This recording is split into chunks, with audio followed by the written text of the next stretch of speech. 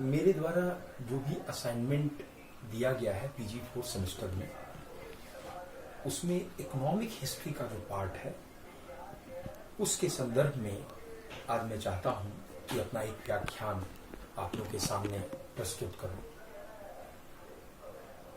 उससे संबंधित जो विषय है वह है भू राजस्व व्यवस्था, औपनिवेशिक भारत में भू राजस्व व्यवस्था, जिसमें आज मेरा प्रमुख विषय होगा जमींदारी व्यवस्था। मैं जमींदारी व्यवस्था क्यों कह रहा हूं? क्योंकि जमींदारी का नाम सुनते ही आपको ऐसा लग रहा होगा कि यह कोई व्यवस्था है जिससे मैं भली भांति परिचित हूं। क्योंकि जमींदारी व्यवस्था खास करके आप लोग बिहार में हैं, तो बिहार में जमींदार कैसे थे, क्या थे, उसके बारे में एक थोड़ी बहुत जानकारी या उसके बारे में अनुभूति आप लोगों को जरूर होती होगी।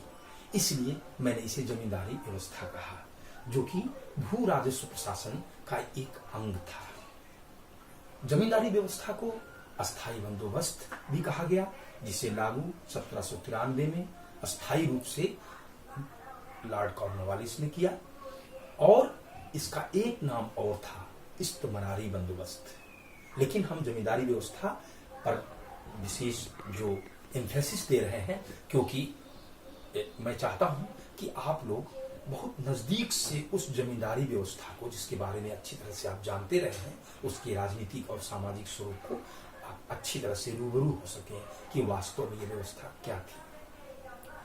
भू राजस्व व्यवस्था की बात अगर हम करें और औपनिवेशिक काल की अगर हम बात करें, यद्यपि भारत में भू राजस्व व्यवस्था एक प्रशासन से संबंधित कार्यकलाप था, जिसमें राजा अपनी सेवाओं के बदले, प्रजाहित के बदले किसानों से भूमि का राजस्व कुछ शेयर के रूप में प्राप्त करता था, और यह परंपरा प्राचीन काल से भारत में चली आ रही है। लेकिन यहाँ पर हमारा मंतव्य औपनिवेशिक काल में है।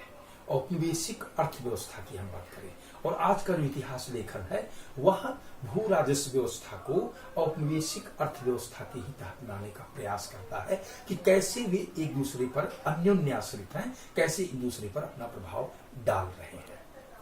अब हम औपनिवेशिक अर्थव्यवस्था की बात करें तो उपनिवेशवाद का एक मोटा अर्थ होता है मात्र देशों के आर्थिक हितों की समृद्धि, यानी जिसने किसी देश पर अपने उपनिवेश स्थापित किए हैं, वह स्थापित करता सदैव अपने आर्थिक समृद्धि का प्रयास करता है, चाहे वह किसी भी प्रकार से किया जाए, और यह सीमा एक हद तक आगे चलकर शोषण का रूप धारण कर लेती है। लगभग यही देखने को हमें अस्थायी बंदोबस्त या जमींदारी बंदोबस्त या इस्तमरारी बंदोबस्त में देखने को मिलता है, जिसका संदर्भ आर्थिक इतिहास से है।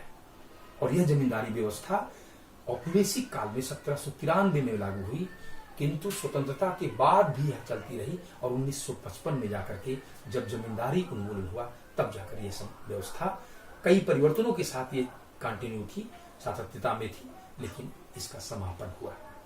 तो अब हम चर्चा करेंगे जमींदारी बंदोबस्त के बारे में।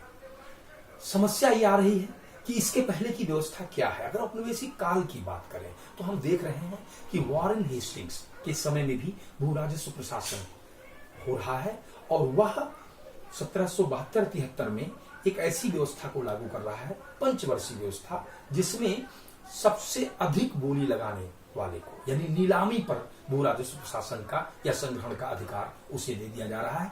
उसे मोटे तौर पे इजारादारी व्यवस्था के नाम से हम जानते हैं, किंतु उसमें बड़े दोष थे।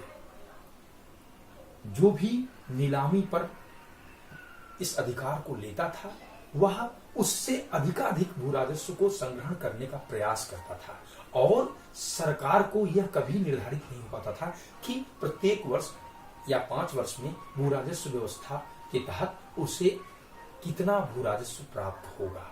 तो इसमें दोष थे। लॉर्ड कॉर्नवालिस आते हैं। लॉर्ड कॉर्नवालिस खुद जमींदार थे, इसलिए उनके सामने भी यह एक समस्या उभर करके सामने आती है। इसके पीछे और भी कारक उत्तरदायी हैं कि लॉर्ड कॉर्नवालिस के समय लॉर्ड कॉर्नवालिस की एक चिंता यह भी है कि एक ऐसा वर्ग हो जो ब्रिटिश सरकार के प्रति, ईस्ट इंडिया कंपनी के प्रति स्वामी भक्ति प्रदर्शित करे। दूसरा, भारतीय परिवेश में किसानों से सीधा संपर्क करने से जो समस्याएं आए उससे उन्हें निजात मिल सके।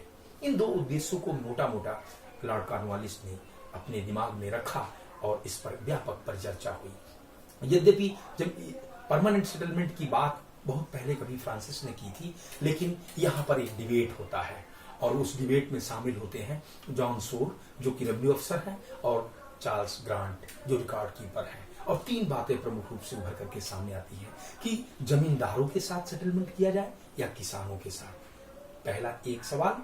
दूसरा सवाल कि शेयर क्या हो, यानी जमींदारों को कितना शेयर मिले इसके एवज में, और वह कितना शेयर ब्रिटिश सरकार को यानी ईस्ट इंडिया कंपनी को दो। तीसरा जो प्रमुख बिंदु था कि यह व्यवस्था कितने दिनों के लिए लागू की जाए। इन तीनों प्रमुख बातों को ध्यान में रखकर जो विचार विमर्श हुए, जैसा शोर कहता था कि जमींदारी व्यवस्था ही ठीक है और इसे स्थायी कर देना चाहिए, ग्रांट का कहना था कि नहीं, किसान जमींदार केवल वह भूस्वामी नहीं रहेगा बल्कि उसे केवल भू राजस्व संग्रहण का ही अधिकार रहे। लेकिन कॉर्नवालिस ने जॉन शोर की बात को माना और अंततः अस्थायी बंदोबस्त 1790 में लागू हुआ, जिसे 1793 में आकर के अस्थायी कर दिया गया।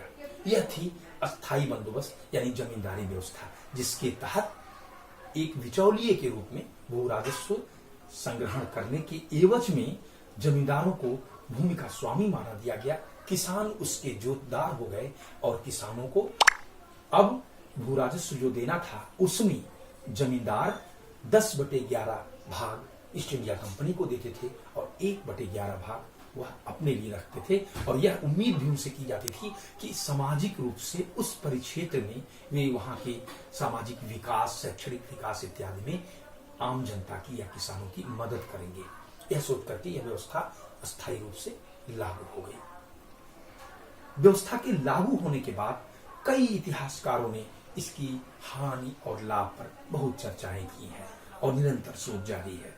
अगर हम मोटा मोटा इतिहासकारों को देखते हुए और उनके मंतव्यों को समझते हुए हम एक विचार करना चाहें कि वास्तव में यह स्थायी बंदोबस्त कैसा रहा, इसके क्या लाभ हुए, इसकी क्या हानि हुई, हम उसी के परिप्रेक्ष्य में इसके विकास को भी देखने का प्रयास करेंगे।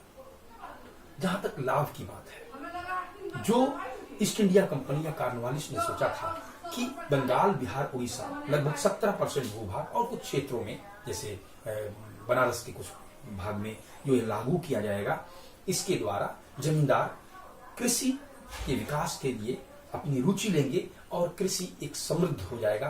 क्योंकि कॉर्नवालिस इस बात को अच्छी तरह से जानता था कि भारतीय परिप्रेक्ष्य में वाणिज्य के तहत अधिकाधिक लाभ, जो मैंने अभी आपसे बताया था, मातृ देश के आर्थिक हितों की समृद्धि, वह वाणिज्यीकरण के बजाय भू राजस्व या कृषि पर निर्भर होने से ज्यादा लाभ प्राप्त किया जा सकता था। इसलिए कॉर्नवालिस ने भू राजस्व व्यवस्था के तहत इसे लागू करने का प्रयास किया और इस उम्मीद से कि यह लाभ मिलेगा। और कई इतिहासकारों ने इस बात को माना भी है कि अस्थायी बंदोबस्त ने बंगाल को समृद्ध बना दिया। यह एक पक्ष है। अब अगर हम हानि की बात करें तो हम देखेंगे कि इस पूरे प्रकरण में 3 वर्ग प्रमुख रूप से उत्तरदायी हो रहे हैं। एक, British east India company Cornwallis के नेतृत्व में, दूसरा जमींदार, एक नया वर्ग, और तीसरा किसान।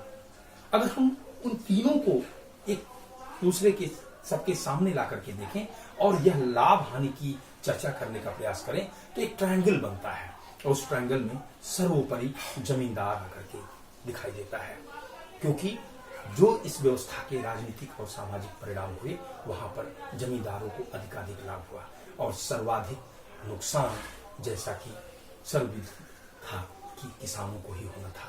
किसानों की स्थिति दयनीय होनी थी और एक तरह से आर्थिक शोषण का यह प्रतिरूप सामने दिखाई दे रहा था। यद्यपि अंग्रेजों को भी उतना लाभ नहीं हुआ, क्योंकि उनका स्थायी बंदोबस्त कर देने से उनकी राजस्व निर्धारित तो हो गई, किंतु समृद्धि के नाते उन्हें बहुत लाभ नहीं मिल पा रहा था। क्योंकि भू राजस्व जो लगान था वह नकद में लेना था, इसलिए इसके और भी सामाजिक और राजनीतिक परिणाम दिखाई दे रहे थे। अगर देखा जाए तो जमींदारों के साथ जो नियम कानून लागू किए गए वह भी आगे चल करके इसके लिए और परिवर्तनकारी साबित हुए। जैसे 1793 में रेगुलेशन 14 के तहत यह कहा गया कि अगर कोई जमींदार समय पर अगर भू राजस्व एकत्र करके नहीं देता है तो उसे उसकी जमींदारी नीलाम कर दी जाएगी, वह जमींदारी से बेदखल हो जाएगा। एक सूर्यास्त कानून बना था कि सूर्यास्त के समय तक उसे किसी भी हालत में भू राजस्व को संग्रह करके दे देना है। नतीजा ये हुआ कि सामाजिक राजनीतिक वर्ग के रूप में जो जमींदार किसानों के प्रति के हिमायती हैं, किसानों के प्रति दया भाव रखते हैं, समय पर भू राजस्व नहीं जमा कर पा रहे हैं, उनकी जमींदारियां छीनती चली जा रही हैं और उनका स्थान उनके गुमास्ते उन जमींदारियों को खरीद ले रहे हैं। कुछ वाणिज्यिक वर्ग, कुछ व्यापारी वर्ग भी इस तरह की जमींदारियों को खरीदते चले जा रहे हैं और किसानों का शोषण कर रहे हैं। एक और वर्ग जमींदारों के बीच में उभर करके सामने आ रहा है, जिसे एक तरह से व्यवस्था का उपसामंतीकरण कहा जा सकता है।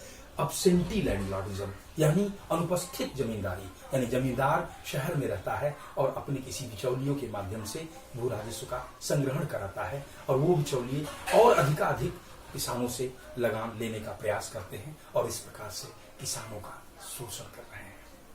और इस तरह से जमींदार जो कि भूमि का मालिक है, किसान उसकी दया पर निर्भर है और एक तरह राजनीतिक रूप से एक जमींदार वर्ग जो ब्रिटिश ईस्ट इंडिया कंपनी के लिए स्वामी भक्त बनता जा रहा है, जैसा कि लॉर्ड विलियम बेंटिंग खुद इस बात को स्वीकार करते हैं, तो दूसरी तरफ सामाजिक लाभ पहुंचाने के बजाय सामाजिक रूप से एक उच्च वर्ग के रूप में उभर कर वह किसानों का शोषण कर रहा है।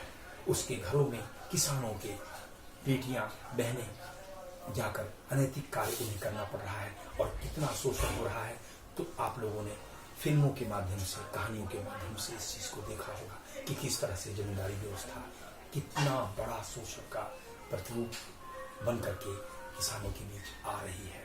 और यह जमींदारी व्यवस्था एक तरह से ब्रिटिश आर्थिक उपनिवेशवाद और आर्थिक शोषण का एक प्रतिरूप है।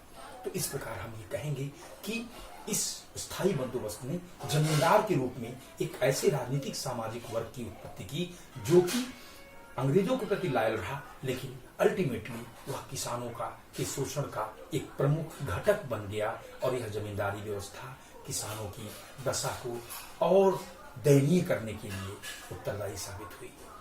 बहुत से इस पर प्रश्न है जो आपके बीच मन में विचार आ रहे हों, आप जरूर हमसे पूछिए। व्हाट्सएप में आप लोग जुड़े हुए हैं, क्योंकि आज देश संकट के दौर से गुजर रहा है। कोरोना वायरस की वजह से कक्षाएं बंद हैं, हम आपसे डायरेक्ट इंटरेक्ट नहीं कर पा रहे हैं, तो इसलिए आपके जो भी मन में विचार हों आप उसे जरूर हमसे शेयर करें। और इससे संबंधित डॉक्टर R.L. शुक्ल की किताब है आधुनिक भारत का इतिहास, उसे पढ़ें, बहुत अच्छा दिया हुआ है। उसे पढ़ेंगे तो आपको पूरी तरह से जमींदारी व्यवस्था के सारे गुण दोष और उसकी पूरी एनालिसिस आपको अच्छी तरह से समझ में आ जाएगी। अंत में मैं इतना ही कहूँगा, सेफ रहिए, घर में रहिए, अपनी पढ़ाई पर, अपने कैरियर पर ध्यान दीजिए और ईश्वर से प्रार्थना कीजिए कि जल्दी ही इस संकट से हम उबरें, ताकि एक बार फिर एक दूसरे के सामने रूबरू हो सकें और हमारी कक्षाएं नियमित रूप से चल सकें। धन्यवाद।